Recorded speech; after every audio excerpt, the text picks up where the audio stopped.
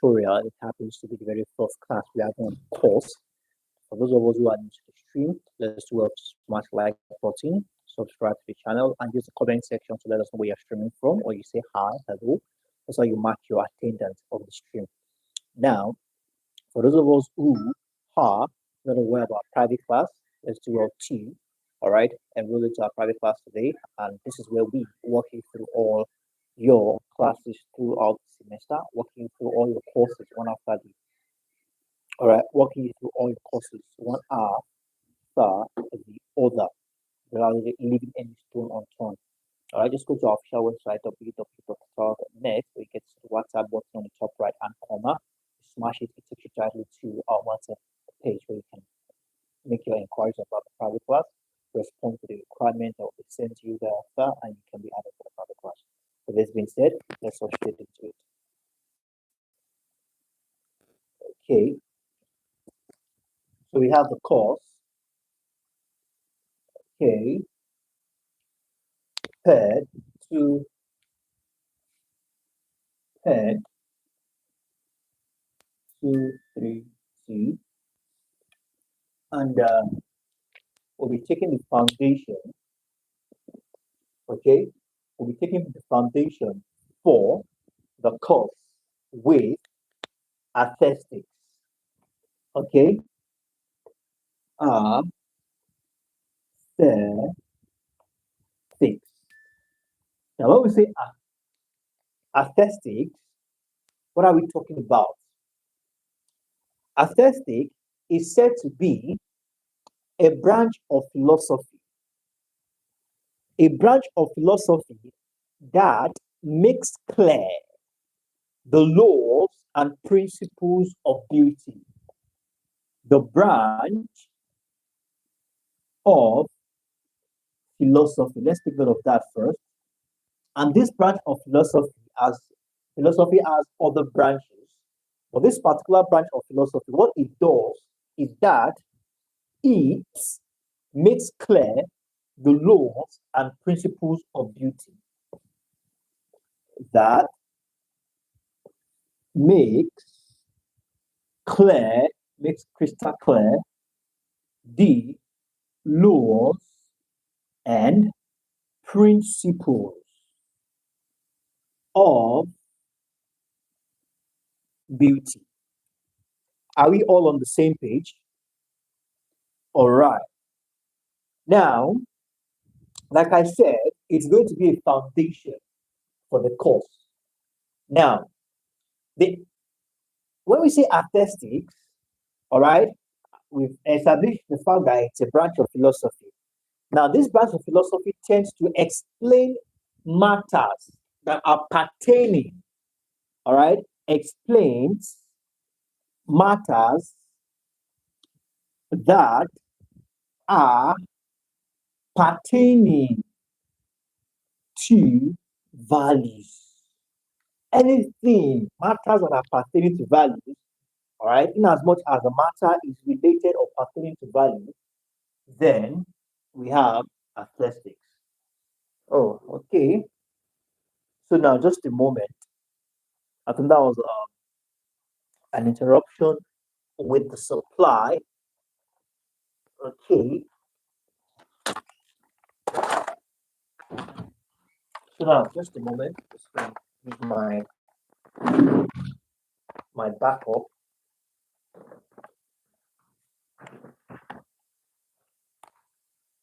Okay, there we go. I have my backup running. Just a moment. I'm just gonna fix it very quickly. Okay. Also. Now, like I said, if it is a branch of philosophy that is, all right, pertaining to explaining, giving detailed explanation of anything that has to do with values. Now, so artistic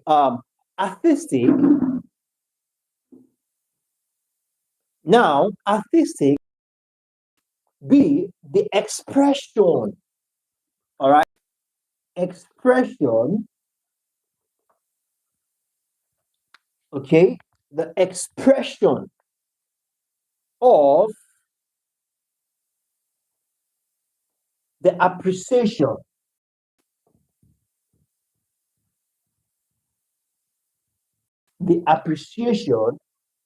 appreciation and admiration. There we have it.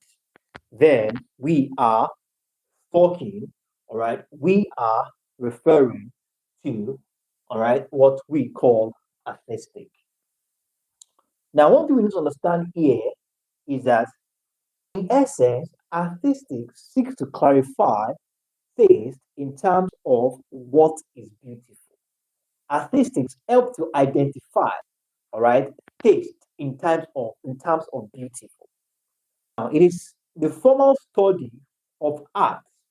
Now, to identify taste in terms of beauty, okay, we need to understand the effect of art. Are we on the same page? We need to understand the effect of art. Now, one of the central questions in artistic is whether beauty is in the eye of the beholder or whether there is something else within an object that makes it beautiful. We'll find out soon. Now let's take it a step further to psychology. Now, psychology is a science that talks about the mind and how its process plays prominent role in the study of beauty.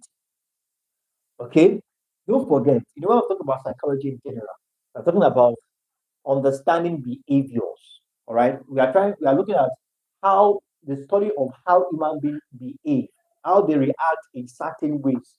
Okay, so now we are now going to look at this in view, all right, in response towards the direction of what we are talking about, which is aesthetics. Now, aesthetics, all right, in view of psychology, is said to be a science, all right, the science that study, all right, the science study of the mind and its process, all right, its process to place as a prominent role in the study of beauty of art. Now, what we are saying here in essence, this psychology we are talking about is the study, all right, is the study of the mind, of how the mind plays in the identification, all right, in the identification of the beauty of art, the beauty art. Okay, so we have that as that. Now, according to what I've been talking about, we need to understand the perspective of view that gives, for you to talk about the beauty of art, all right, there might be instances whereby everybody has the right to their own perspective, or everybody has the right to their opinion. All right, just like what Olu, all right, Oluwasina said in 2004. He said that there is no art without aesthetic value. All right, Olushina says there is no art without aesthetic value. So to buttress his point, Kant in 1973 then opines that taste differs. I think we need to put that down.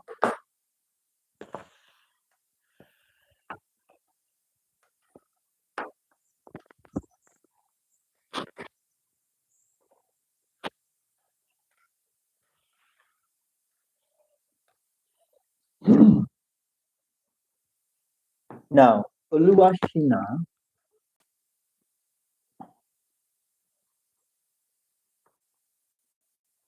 2004. Oluwashina in 2004 says that there is no art, okay, without, all right, aesthetic. Then, to buttress what Additional said, count in 1973. All right, Count said opined that taste differs. He opined that taste differs, but no bad art. Okay, now you get what I'm saying. What I said. Some persons might see an artwork, all right, an artwork, and they feel like, nah, it's not my thing. So then, it might not be their thing, but doesn't mean the artwork is bad. So now, it is therefore the perspective of view that gives a good or bad impression of an object or thing. So what we need to understand here is that taste differs from one person to the other, just as it is natural for man to admire or appreciate a particular object. So what a man appreciates, another man might not appreciate it. So now, enough said about that. We have arts communicate. Definitely, art does communicate. Now, and how does art communicate? Art communicates through our eyes. All right? Through our eyes. Now, one thing we need to understand here is that art is observed or looked at, and we try to read meanings into it. All right? Art don't tell you this is what I mean or this is what I stand for. By mere looking at it, it is your responsibility. All right. The reading of meaning to art is as a responsibility as your perception as human. All right. So when we look at art through our eyes, then we read meanings to what we have seen.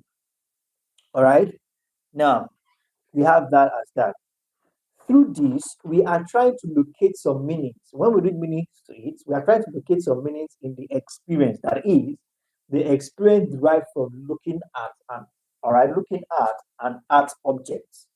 Are we together? When we look at and through our eyes, then we read meanings to it. Are we together? There's a communication going on when you stare at an artwork. Basically, there's a communication that goes on when you stare at an artwork. So therefore, this communication takes place through the seeing, all right, which is the mode of perception. All right. Seeing, when it comes to communicating with art, is one of the mode of perception because it's what you have seen that you now read meanings to. Now, science has confirmed that such mode of perception is the interpretation of what we call sensory data. Seeing is made possible through the eyes, okay? In visual perception, the eyes takes in information, all right? Visual perception. For you to get that perception, your eyes takes in what we call, in visual perception, the eyes takes in information in form of light patterns, while the brain processes these patterns in and give it meaning. All right. So when your eyes see things, it takes information in, then it passes to the brain. All right. It sees information as patterns, light patterns.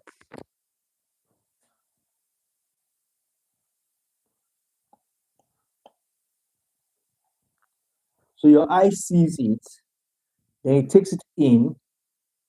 We have light patterns. All right, then it takes it to the brain. All right, the brain then interprets. All right, the brain interprets this light pattern and gives meaning to the light pattern that has been sent by your eye to the brain. So we have that as that.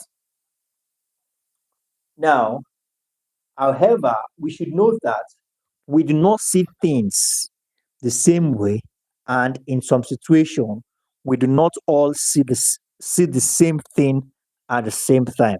All right. So formation of perception differs, and it matters, and it can never be the same. The pleasure of men looking at a artwork, all right, the pleasure of men looking at a work of art leads us into the process of making some pronouncement of what we see. So now that process whereby the information meaning is given to the information sent to the brain. Thereafter, we make certain pronouncement like, wow, this is nice. Wow, this is beautiful. Wow, this is awesome. So we have, and that pronunciation or that pronouncement is what we now call evaluation. Okay, it's what we refer to as evaluation. And the process of appreciating or appraising or evaluating the artwork, individuals takes into consideration in arriving at a conclusion.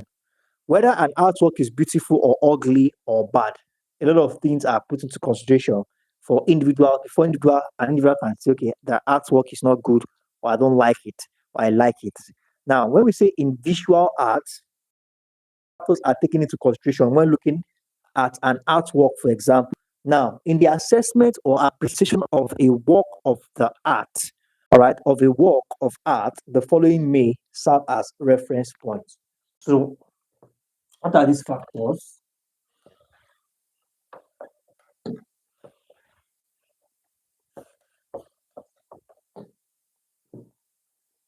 Now, we have factors like the use of colors.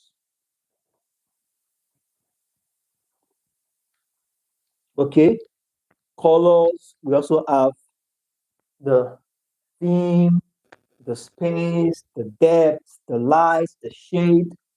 All right, shade. We have light. We have depth, and so on and so forth. All right, a lot of things are put into consideration. Now, it is keen observation that gives the individual an unbiased assessment. Okay, detailed observation that can only give an unbiased assessment. So now, according to Geltling in 2002, Geltling says beauty is deeply linked to our thinking about art. Okay, Geltling in 2000. All right, beauty, okay, is deeply linked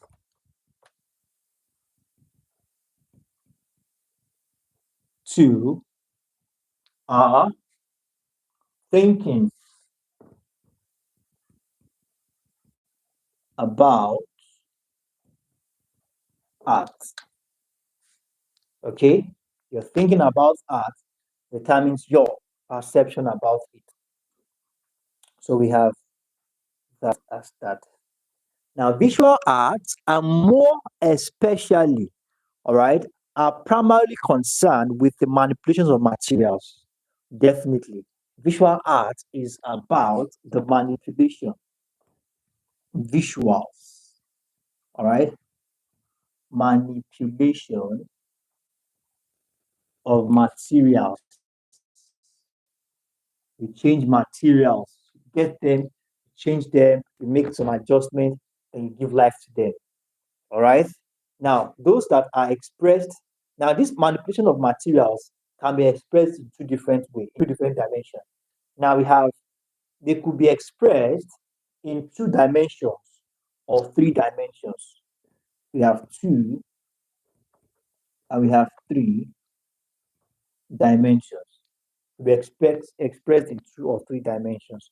Now, when we say expression in 2 dimensions, we have the likes of drawings, paintings, textiles, and graphics. All right, and graphics. Then they are referred to 2 dimensions because in most cases they are created on flat surface. All right, 2 dimension created on what we call flat surface. Then you should know by now that the 3 dimension are the likes of, all right, stones, we have wood, we have sculptures, all right, we have ceramics, pottery, all right, all pottery, all these ones they are more like 3D. They are not on flat surface. Okay, so these visual arts, all right, these visual art forms have length, breadth, and volumes, and also or depths. So we have that at that. So very quickly, let's touch on what it means by design.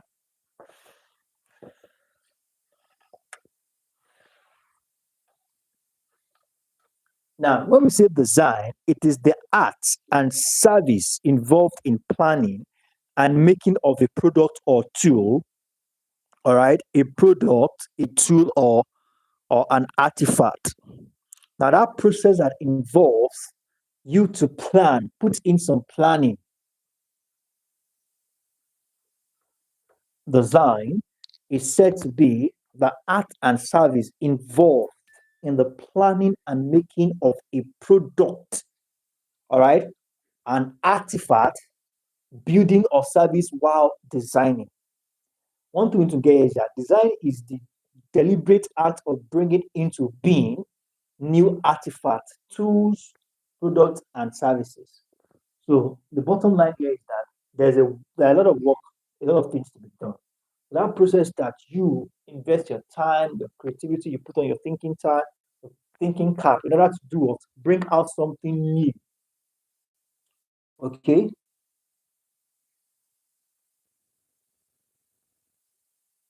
The deliberate,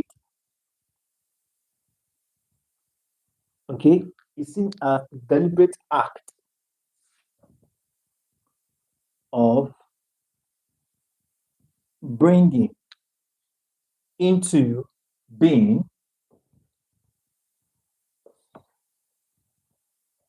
a new artifact. All right? Bringing into being, all right, a new artifact or new artifacts, tools, and the likes. One thing you understand is that that deliberate process that involves a lot of work, energy, just to achieve, you bring out something new. So I'm going to call it right here for today, and in our next class, we're going to take it up from artistic, all right, curriculum for primary school. All right, we're going to talk about what and why is it important, and why do we have to have artistic in the curriculum for primary schools. All right, so thank you very much, everyone. I believe we could doing something today. So sorry about the shortage in um the distribution of power. We're working on that and that will be fixed soon. You have a wonderful evening. I look forward to see you.